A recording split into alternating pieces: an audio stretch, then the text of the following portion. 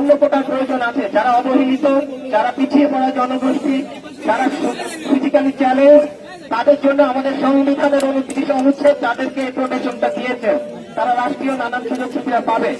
কিন্তু যারা পিছিয়ে পড়া জনগোষ্ঠী নয়, মুক্তিযোদ্ধা করা আর না করার মধ্যে নাগরিকত্বের অধিকার পাবার জেনে কোনো বিভেদ যদি করে, এটি আমাদের সংবিধানের পরিপন্থী বলে আমি মনে করি।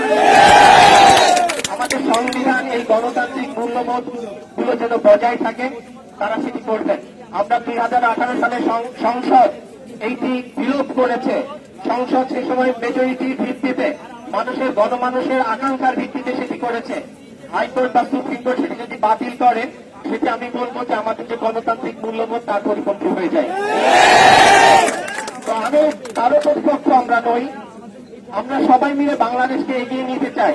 কিন্তু আজকে যেভাবে মেধাকে বঞ্চিত করে জাতিকে মেধা শূন্য করার যে চক্রান্ত চলছে, এটি করে কোনোভাবেই আমরা সামনের দিকে এগোতে পারি না।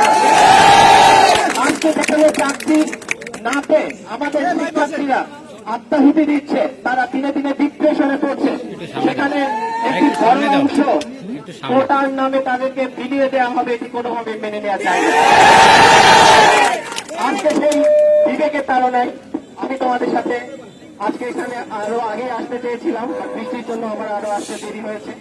আমি মনে করি এটি স্বাধীন এবং সার্বভৌম দেশের শিক্ষার্থী হিসেবে তোমাদের অধিকার, কোনোভাবেই এই অধিকার থেকে বঞ্চিত করা যাবে না।